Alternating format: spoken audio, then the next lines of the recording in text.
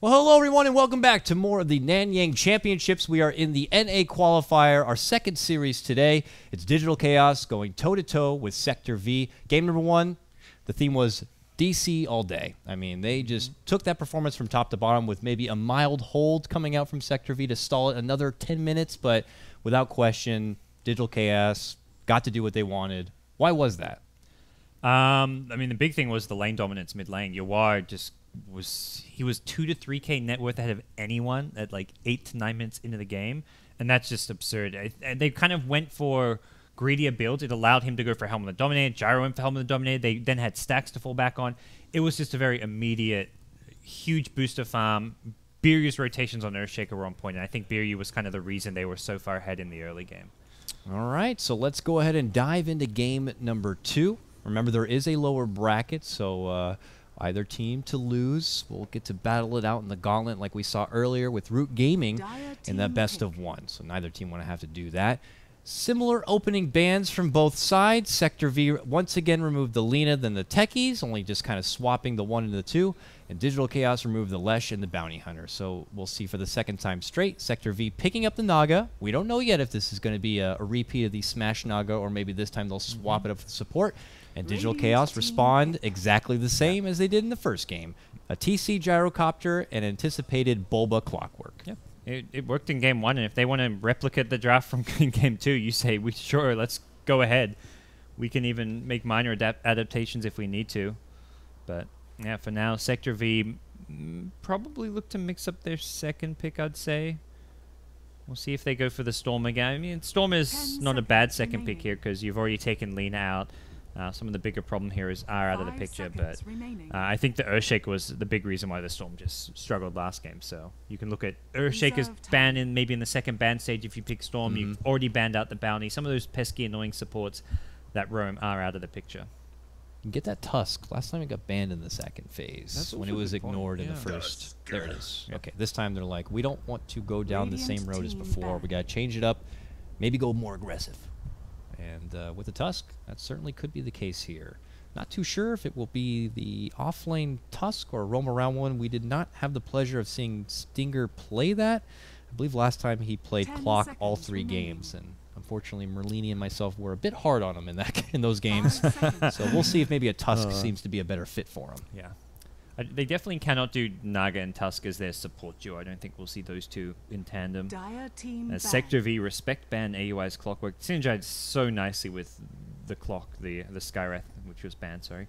So yeah, from here, Sector V not really targeting any of your wires here outside of the first ban on the Lina. So Storm's still there, Shadow Fiend's still there. It's got to be one of the two. I just feel like, you know, we already know Sumail for his hero pool. It's like, yeah, it's not the most lavish thing ever, but it's enough where there'll always be something that slips through, and they just know that he could do work on it. I feel like Yawar is going to be almost the same profile.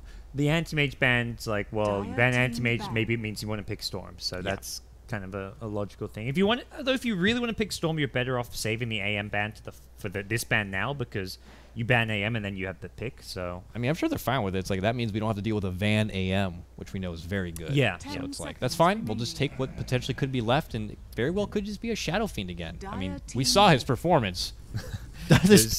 He can do a Shadow Fiend. So if the option's there, they might just go for it again. And it also means Earthshaker is still in the pool as well. So this may just be a third pick Earthshaker again. Put Biryu on that roaming support, or they could pick a Rubik just to deny it. Take it away from Sector V. I know we didn't see a lot from the Rubik in the last game, but just because it's such a good and natural counter to someone like a Clockwork, DC could just kind of, you know, hit him below the belt and be like, we're not even going to let you have that. Plus, Biru loves to play Rubik, so they could just go for that. Plus, you got to consider the AoE options that are there. Yes, Bounty Hunter's been taken out. Skywrath Mage has been taken out, but we know he's just as good with something like a Visage. So maybe they want to build something around that Visage. Who really knows? Maybe they want to flex their Digital Chaos muscles a bit more. This is only their second series as a team. Maybe they want to show the world what they're made of. They have a one-game advantage. There's room to play with. Yep. I don't think I mean, this is a pretty big LAN event for them. They probably don't reveal too many like different unique strats or picks that they may want to pull out later in the like more key matches against maybe tougher opponents, or at least teams who like seem to be more dominant now, like Cloud9. But for now, they stick with what worked in game 1. Earthshaker comes out. We'll see if it's going to be something that they use like in the same game. And Sector V, I'm like, okay, you're seeing this Earthshaker, and you're like, now we got to make sure we either have assistance for a mid lane or someone who can deal with an Earthshaker just being there all the time. Yeah. Shadow Fiend is actually going to be snagged up by them. Okay. Bit of a deny pick for sure, but Yeah. I feel like that in some ways may just play into Digital Chaos's hands if like you're feeling like you have to deny pick. And Wind Ranger, maybe.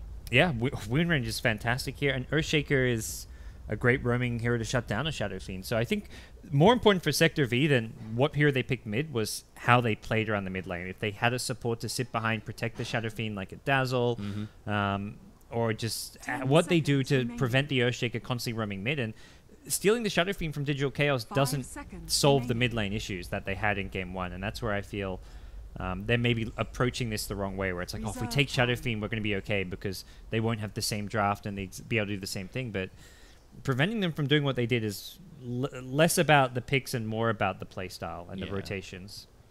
We'll see what they do. Oh, Ember Spirit is going to actually be the grab here. Okay, so a potential mid-Ember matchup going against the Shadow Fiend. I wouldn't mind seeing a Dazzle here. If it's going to be a support Naga, you got a minor heal bomb factor there with the Naga Illusions. I mean, it might be stretching it a bit. You got your armor synergy, of course, with your Shadow Fiend. It could be a Medallion helper. And we already know what Dazzle could do with Tusk in a snowball, rolling forward. Yeah. Imagine roll forward, pop the Naga Illusions, pop the heal. Boom. Just an option, just an idea. Oh, but fantastic synergy with the Tusk and a lot of minus armor coming out there. Consider a silence, though, now that you see an Ember, and go for something like maybe a Disruptor. Reserve time. You can. I think it doesn't help secure the mid lane well enough. I think it's a possibility if you feel like your SF can hold his own against the roaming Earthshaker and then you want to have a better mid game, then you go for the Disruptor or even the Silencer himself.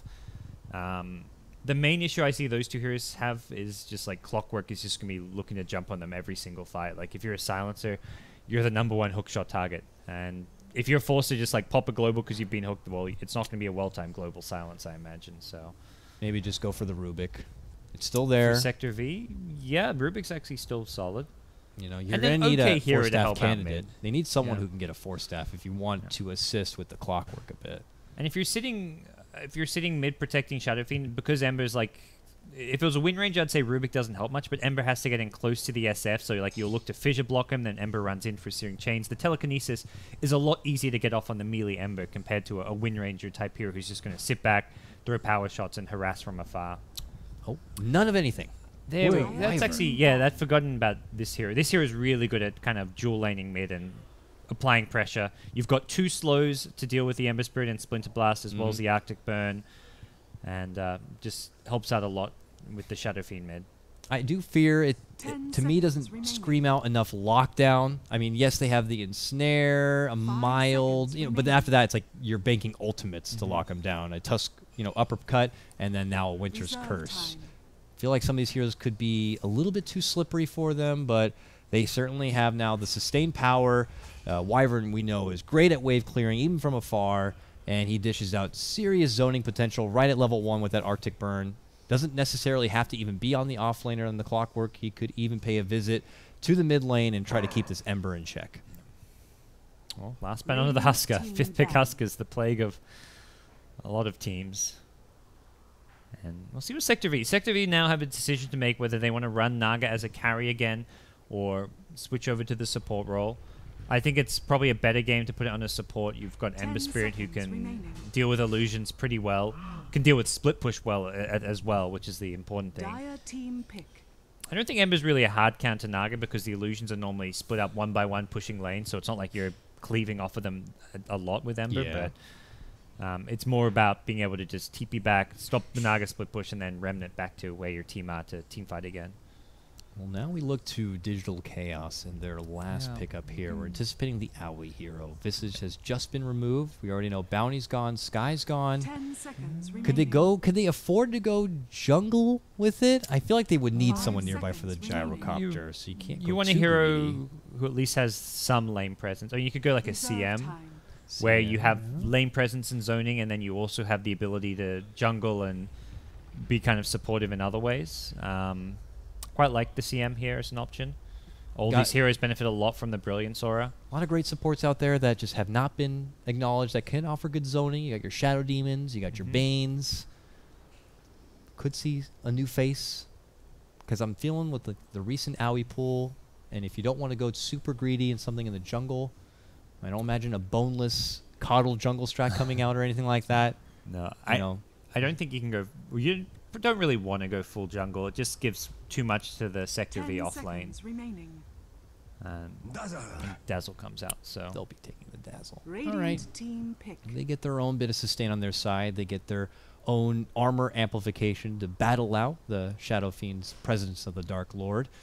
And, of course, you see the easy save target with the Winter's Curse. Winter's Curse just kind of just amplifies, like, we're going for this guy. And it makes it all the easier for Dazzle to get the quick grave off and the quick save. Dazzle with Ember Spirit's really nice because the way you try and approach killing an Ember Spirit is always just like initiate on him with a disable, either like a Blink Walrus Punch or the Winter's Curse, and then kill him while you chain stun him. But Dazzle Grave basically means you have to have an extra 5 seconds of chain stun to be able to kill him, and that's a problem because you're not going to have the chain stun before he gets low, and then 5 seconds more on top of that. You just don't have enough disable. Oh, the Van Slark.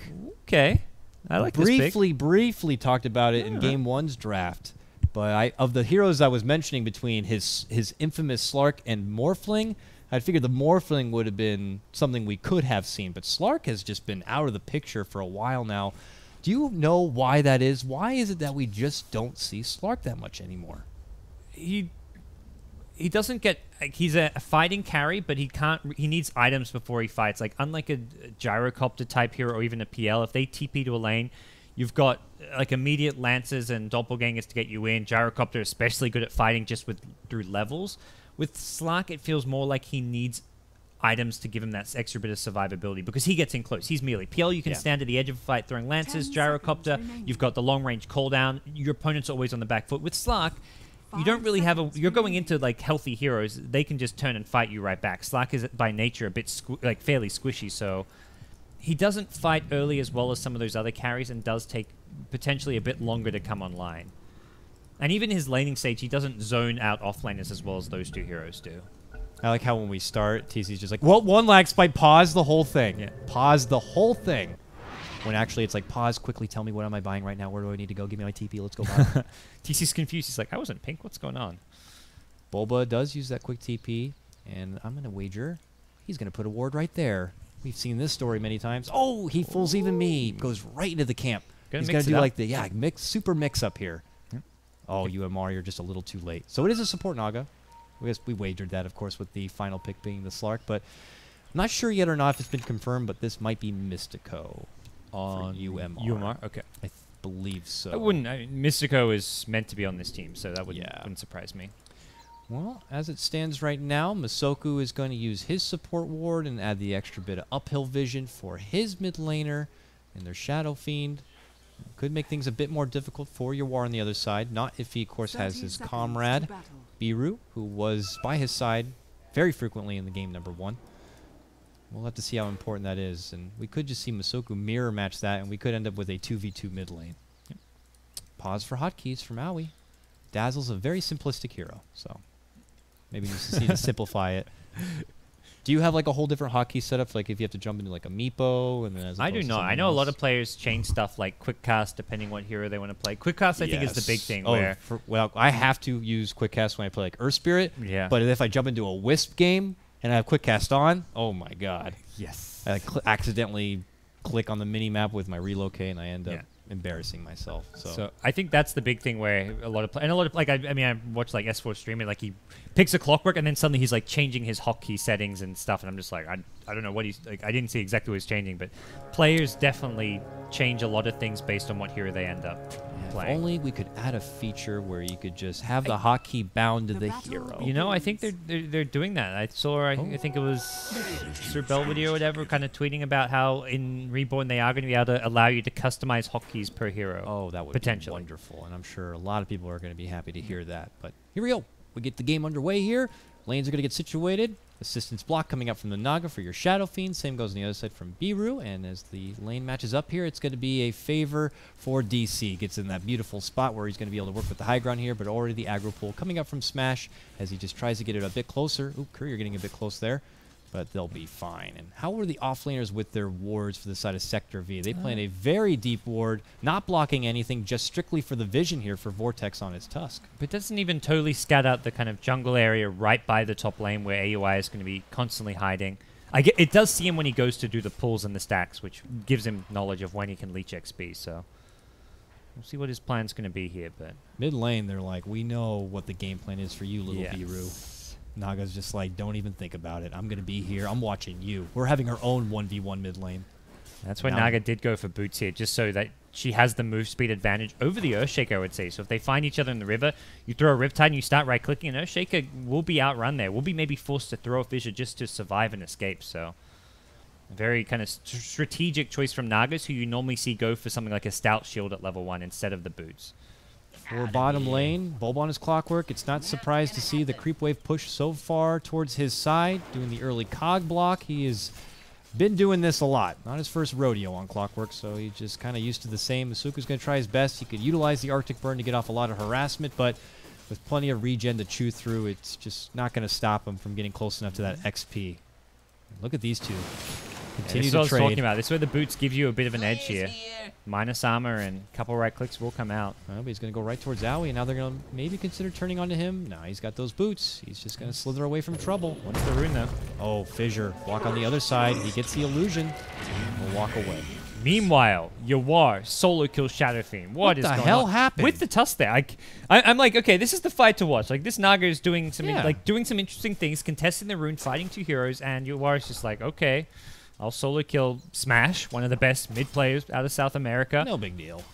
He's got Shadow Fiend, I got Ember.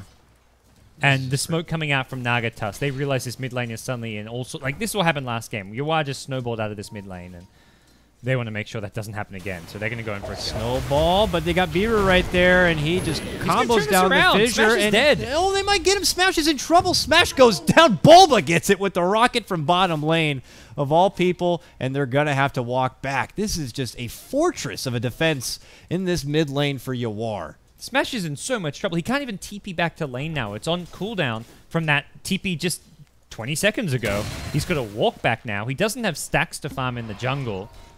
He is so far behind, and this feels like where, deja vu. You turn into one of those pro casts, and they're like, this is over. It's over. Can't win now.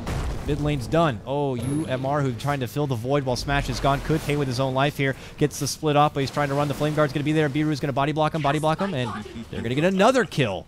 Suddenly, Yawar is just raking in the money. He's 2-0. Bulba even got one of those kills, so his off lane's going phenomenal. And top lane's going great for TC because there's no one on the other side. No, this is TC and just Streamline. He loves these empty lanes. Tusk has been the one actually helping mid out. Like, this is your offlaner committing a lot of time to try and salvage the mid lane, and it just led to more disasters. So, well, if you're Sector V here, you're thinking, we got to stack the jungle, we got to farm, we got to just try and deny DC from getting any more kills, any more momentum. That's going to be hard to do because Bulba's going to get a decent timing on level 6. Same for the Ember Spirit, and that's where you throw the Fire Remnants into play, and Yawar can be even more aggressive looking for kills. Smash got to be reserved here. He's at level 4. Yawar almost at 6 already on his Ember. That's 6 right there. Is it enough of a boost where he just makes another go? Probably a bit nervous. UMR's been missing off the map. Indeed, he is hiding behind his Smash Sama. Doesn't want to allow him to get caught out once again, as you said. Tusk makes his return back to the off lane. You compare his experience, and we know he's been pretty mobile here. Just barely up on level 3. Bulba, level 5 on his clockwork with a kill. He's got his bottle. He's got a regen in that bottle. He's contesting this pull. Everything is just coming up roses for DC, and Biru is going to cross paths with Smash, and he's going to walk away. I don't like what I see there. Yep. These are stacks. I don't think There is Bulba now. spotted this stack. But, yeah, Smash is going to try to catch up and take it down. Kind of hard to get in there, and Biru gets a really nice aggressive ward here. Not a spot you see used too often, but this will spot the SF when he goes from mid lane into his jungle. and just create some potential kill opportunities. Oh, they know he's coming back that way. They could figure he just did some stacks. He might not even be Yeah. at full life or mana. They'll see he has no bottle, so they know that he's kind of been throwing his razors out in the jungle. They know it. They had plotted. Oh, triple remnant. That's a smash special on the smash. Oh, man, Yawar. He's just showing Smash how Ember is done right now in this mid lane. Yeah. I mean, a lot of credit, of course, to Biru on this Earthshaker, setting it up. He got the Great Ward down. It was just a great plan, and it just fell right into place right before our eyes, gods. Yeah, that was just like when a ward pays off. Like that was the idea from the get-go. And this kid's not done yet. He goes top, and that time the block is not going to come on the correct side. Could have guaranteed another kill, Should have but used his mango for the cooldown. oh yeah, That's what it's there for. Come on, TC. He's like, well, I'm not used to having to go in against someone in this lane, but Yeah. well, a kill lost. But DC Not a not big too deal. troubled about it. Still 4-0 for them. Bulba. Oh, you wanted that rune? Oh, UMR. Oh, no, I'll catch you. They both want it? Who gets it first? Oh, it's going to be picked up from the Naga, erasing itself. Now, he doesn't have any sort of detection, unfortunately. Van Rock is at the so bottom. Van is really low. Okay, he's got Bulba got his hook shot? ultimate. He can heal from that. Oh, okay. I was going to say. Yeah, no hook shot, and Rocket Flare will not finish him off now that he's healing from the Shadow Dance regen. Smash and Yawar trading off. There's the fissure coming out. Smash is in trouble again. Smash should go down. He'll go down again. Dominating right now for Yawar. Here comes some help. It looks like they'll finally get some revenge for Smash. Even Van jumping in and getting involved. His passive will probably see that the ward is there now, and they could look to deal with it, but Smash is 0-4-1. A level 6 Shadow Fiend to Yawar's level 8 4-1 Ember Spirit. Yawar is just going to keep on doing this too. It's TC getting all the farm in the safe lane and even starting to pressure the tier 1 tower now. Ember Spirit, just one of those great heroes with levels and a couple of cheap cost-effective items. One, Poor Man's Shield, treads, drums, can just get so much damage dealt, and that's what we're seeing here from Yawar. Radiant structures are fortified. Bottom lane, a little bit of that me time here for Masoku as Van needed to depart Radiant's elsewhere. top He's tower is level under 4 in his attack. Wyvern, yet to pick up his next item outside of the wars. I'm sure he's going to consider something like a Soul Ring just so he can try to farm up as much as possible with those Splinter Blasts. But if it's anything like the last game, Bulba might consider Radiant's going top on an tower adventure has here soon. fallen. We saw last time he got his level 6, and the hook shots just came out all over the place. Yeah. It was a clockwork player paradise. I It was think just that's why he's ridiculous. heading back to base to heal now. It's like, okay, I haven't got mana for a hook shot or to really get much done. Just I can sit in lane, leech XP, throw rocket flares till last hit, but that's not really contributing to my team. Let's go back, heal up, and then I actually have mana and the ability to roam around and find kills. Smash did have a big chunk of money here. Lots of stacks built up for him, all on the recovery front. Now at level 8, you can see he's slowly catching back up. Got a ways to go, but it's all TC right now as far as the farm across the board. 57 and 14 as we switch over the net worth. Both him and Yawar take those top spots, and even after stepping out from the lane, there's still some stacks for him to work with, and he'll be taking care of that. Biru just really doing a tremendous amount of work on his support. Yeah, he's only level 3, and this is something we come to expect, but he is just always on the move, making a stack here, putting an aggressive ward there, looking for a setup over there. Just very selfless. Last game he was like 0-0-8 at 15, 20 minutes in. This game is 0-0-4. He's doing just what he needs to do, not giving up kills, stacking camps, not dying, and getting lots of assists for his team just by throwing fishes from fog. And from what I hear from a lot of the players, at least in the NA scene, coming across players like that who can play a support role so well are just few and far between. Very hard to come by. And he's doing a great job with it for Gonna Digital bring Chaos TC here. with him and look to make a move towards bottom as AUI takes the top lane farm. Ah, yes, the classic level 7 gyrocopter smoke move. Here he goes. Looking to jump in, debut that call down.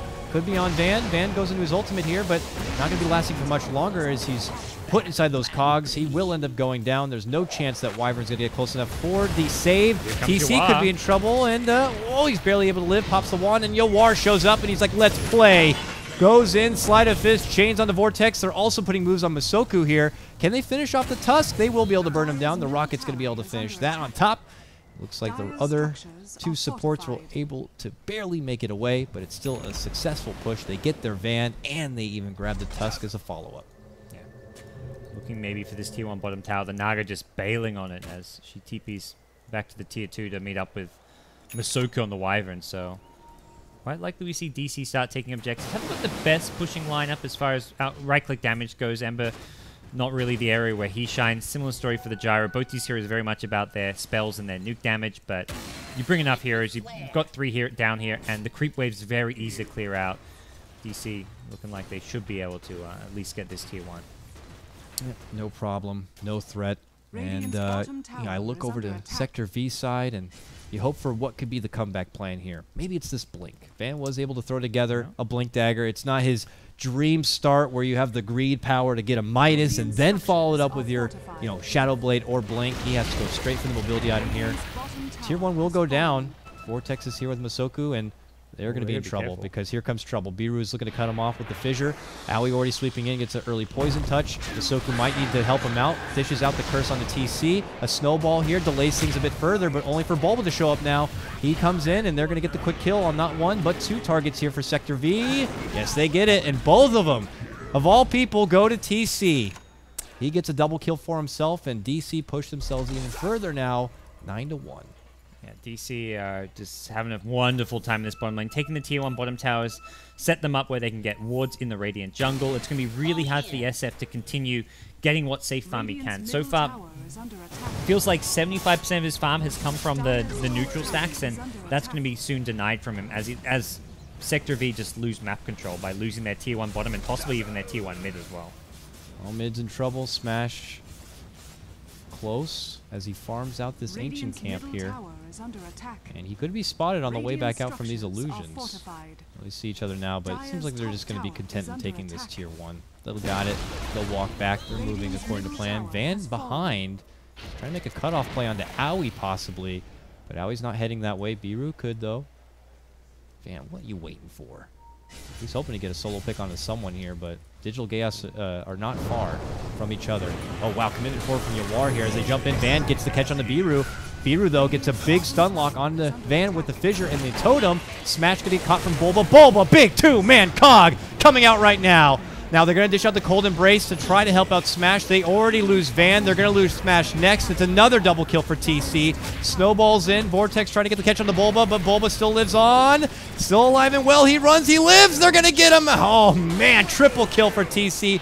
Van bought back for this. Comes in, and this could be a dieback. This is disaster for Sector V. Van desperate trying to run here, going under the tower, but there's nowhere to go. He gets dropped. This is just hard to watch right now. Yeah. Even UMR could get chased down here from Biru. No, he'll be able to make it away. Oh, God. You can definitely see some of the big weaknesses of this Blink Dagger Rush is that he's got no, just cheap core items. Doesn't have a magic wand, doesn't have treads. These are the kind of items you want to play a fighting Slack at 10 minutes in. That's great. That's one of the wonderful ways to play the hero, but you need items like treads, wand, whatever it may be. He's got the boots in the bottle, but he doesn't have the burst heal and mana regen from a wand, as well as the extra stats from treads. The Blink Dagger on its own with these other items just isn't doing enough. He can't hit, he can't get Essence Shift stacks. He's entirely relying on someone like Shadow Fiend to do damage, and this SF is just feeding. As per... Whoa, or is he? Almost gets a return Rocket kill. Catches, but Smash had been bottling up, so he's going to be fine. Bulba doesn't want to follow up with a hook shot. Only level 1. Probably would have been coming up short, but Yawar showing that he is not afraid to go toe-to-toe. But Smash this time will be able to live. Has to walk away, and it looks like he's going to go for the helm of the Dominator build-up himself. From what he saw in Yawar in last game. Top lane, UMR, dead. And possibly Van, no blink for 5 seconds. Oh, God, he is dead. TC 7-0 on this Gyro. But, of course, it's not him alone. He's got a company that's been setting everything up for him.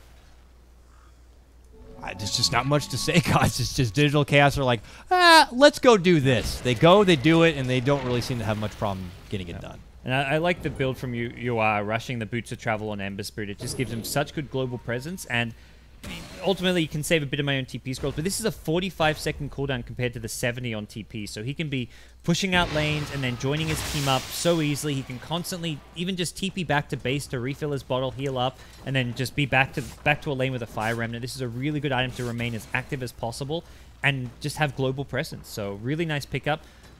Picked up very early on as well. He doesn't need to have that Battle Fury anytime soon to dish out major damage, but Boots of Travel just the ideal item here. This is Blink forward, Van farms, and I imagine Sector V, if They want to be staying alive. They got to really put the buddy-buddy system together. And no smash could get caught. There's Bulba. Easy catch. Pretty predictable there. Follow-up call down. Smash. Help me, please. Help is coming, but not quick enough. Masuku first on the scene, but it's a little too late. Just flying over his comrade's dead body, but pulls out the Winter's Curse. Really wants to get Bulba, but not going to be happening. Biru's right there with a fissure. Blocks him back.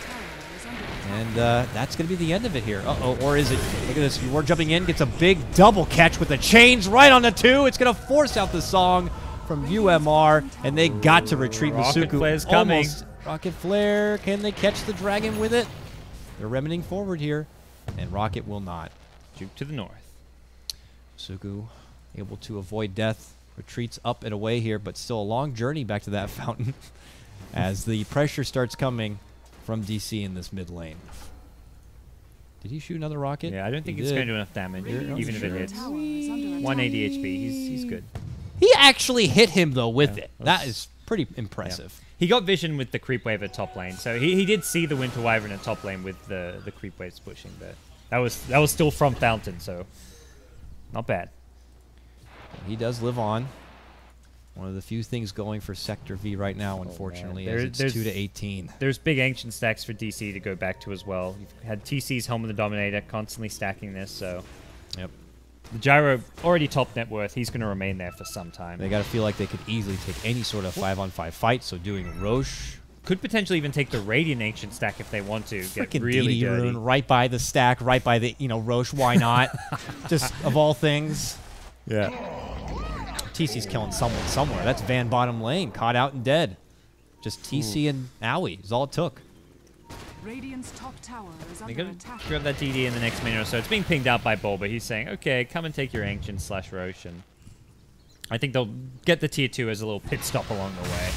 This is just a beating right Radiant's now. bottom tower is Man, under oh man. attack. They're coming in bottom lane, though. Tier 2's in trouble. I don't think Sector V are going to be able to do much about it here. Getting zoned back by this rocket. Seems like it's going to be a tier 2 takedown, and they're going to beeline it right back to that pit, right Radiant back to that stack. structures are fortified. Get that much bigger, that much badder, and try to finish this game out. Radiant's bottom tower has fallen. What's happening over here? We have Bulba catching up with Smash. Face first, hook shot. Biru's there with a fissure. And Smash is like, I'll hit you, but stop hitting yourself with the blade mail. He goes down. Yep. This just feels defeating at this point. One, like last game, they don't have that Naga Siren-like hero to give them some comeback potential. And this Slark doesn't do enough damage. He hasn't got any attack speed. If you get jumped on, you can just do what we just saw Biru do. TP right back to base. That's got to feel bad. I mean, Sector V in their last series actually looked really, really strong. Van's AM game. Smash, of course, had a stellar Ember performance. But maybe Digital Chaos just kind of showing that they're in that league of their own. They're looking to be the next best EG team or the tier 2, maybe even the tier 1 squad. We'll have to see. Things are going to definitely get more interesting as the Nanyang qualifier proceeds and we get into the later rounds. But for now, it's still Sector V alive. Somehow, some way, they can turn this game around, gods. Get the win. We could go to a game 3, but as it stands, with Digital Chaos bringing in huge amounts of gold, like this ridiculous stack right here, that is not going to be easy. You are now close to a battlefield. It doesn't look like they're going to go straight into Roshan. They've got the lineup to do it now with the medallion on AUI, but there's so much farm elsewhere on the map. They're like, yeah, let's go for the kills. Let's take the neutrals and go for the stacks. Masoku's TP gets cancelled at bottom. Bulba, yep, scouts him out. Stop it! Don't come any closer! Maybe if Sector V could hear your sound effects, it'd be a bit more entertained. Be like, it's not too bad we're losing. But It's like Skyrim. Yeah. Over here, easy dragon slay. And now they can just move in and battle out with this big thing. okay. Roche time. Yeah. Poor little Van up here. He's got scrapped together 1,300 gold. Is there any item he should go for next to keep it alive? I mean, he doesn't even have upgraded boots yet, gods. Yeah, treads, Sanjin Yasha type items, I think is probably just the way to go. You need items. You need to be able to fight. I mean, you can play for the ultra late game. If you feel like the only way we win this is if we drag this game 40, 50 minutes, maybe you pick up a Midas, but I think that's maybe more the Shadow Fiend who goes for the ultra late game type items, and Van more likely to pick up treads and yeah, whatever he can to tank up. Yeah, picks the treads up. Maybe a BKB is another option as well with Earthshaker a lot of the nuke damage coming out from all these heroes. Just forces Van away, gets the catch with the chains. He's not going to be able to make it to the low ground, though. So Van's able to make it out. The rest of his team, they're moving in bottom. Ooh, a rare miss from Bulba in this one, as he's not going to catch the hook shot on the Misoku. And instead, we'll just kind of step back and away here. Van has no ultimate. He needs to be a bit careful here in mid lane. And as you were, not going to look to push that much further in. Looks like they're not going to have to do anything much about it. DC still kind of hold their commanding position. Smash is finding a opportunity to farm top, but he's still like halfway between a couple of items and finishing anything off. Looks like it's just going to be the reliable Morbid Mask for now as he tries to build into perhaps a BKB or something, but I don't think that's going to be enough. You got a hook shot coming out from your Clockwork, of course, an Echo Slam, copious amounts of damage.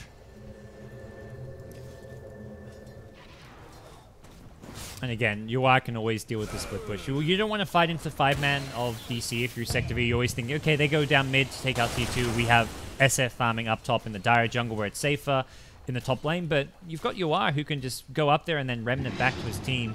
Cause a lot of problems. Although it doesn't have the solo kill potential on the SF necessarily. What is he doing? He's playing around with each other right now. Yeah. I mean, this is like... Not really a fight UI's going to win 1v1. Searing Chains? Oh, no! Oh, he was just waiting. Oh, all the meanwhile, Dazzle gets a kill with the assistance of Biru. They take out the Van. Blink Slam, it looks like. Look at these two. They're about to take out the Wyvern as well. It gets the earn off and everything. Blink in, dead. Even the support's getting in on the love. Yeah, Blink Echo Slam, I imagine, was what happened there, but top lane was more interesting, to be honest. I mean, they didn't get the SF kill, but middle tower is under attack.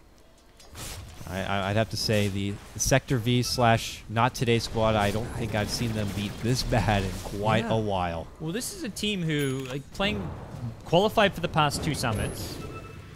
And we'll see Smash get caught out again as well. He's like, oh man up, but nope. It's like, come on! We had a 1v1.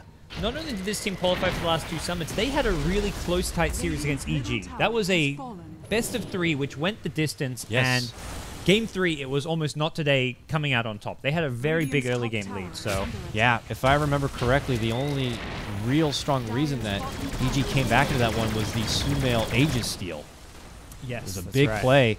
Had that not happened, could have been Not Today besting EG, at least in that upper bracket move, but now we look at a Not Today squad who is struggling to get their 3rd kill. 2-24. Digital Chaos with their ridiculous amounts of wealth and XP are now going to truck into that high ground. Van just trying to split push, go down mid lane, but I'm sure they are at a all-time low morale. We'll see. Digital Chaos looking to kind of put a lid on this one. The longest jump is going to get the catch onto Misoku here. Goes into a self-cold embrace with a snowball. That looked crazy. As they both move into trouble in a fissure, they will both go down. A valiant effort for a save from the Tusk, but they end up both going into the fire, and they get scorched. Yeah. This is looking like the end here in Game 2 for Sector V. They've just been pummeled to the ground 2 games in a row. We started off schedule, but I think we might get back on it now. Yeah. As this game concludes. Game 1 was like an hour past, and, well, we're ending at a reasonable time. Tier 3's done. Raxus to fall thereafter here. Sector V not willing to throw in that towel quite yet. They want to put out a final hold here. You got to remember, they're not eliminated with this game going down. They will be able to fight their way out from the best of 1 lower bracket, but here goes Van, and there he goes. He went in, and he went out. Smash is there. Misoku, barely alive. DC charges in. Pew, pew, pew. Winter's Curse before I go. Smash. Can he even get Bulba? No, not going to be happening. He dies as well. They all begin to crumble. Sector V can't even just get anything out of it, and that is going to be game 30-2. Digital Chaos. It's a bit of a silly name, but the performance was not a joke. It was really, really good. That was, yes, that was both games flawless. I think Beery really kind of showcased what he can do on a roaming support like Earthshaker.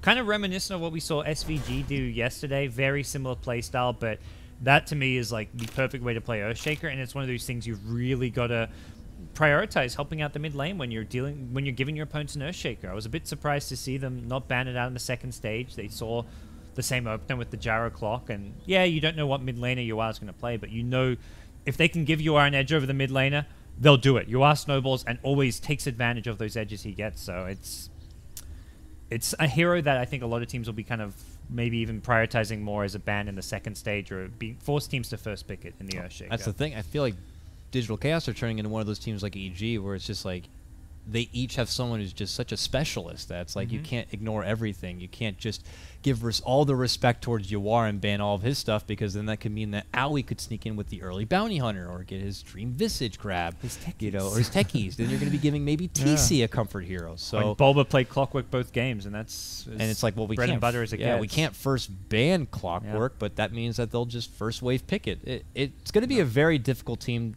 to go against for a lot of them. I'm sure there's a lot of eyes out there watching right now and figuring out if they'll have the answer to take on Digital Chaos. We'll see. It could be in this tournament right here. So with that, we're going to be wrapping up today.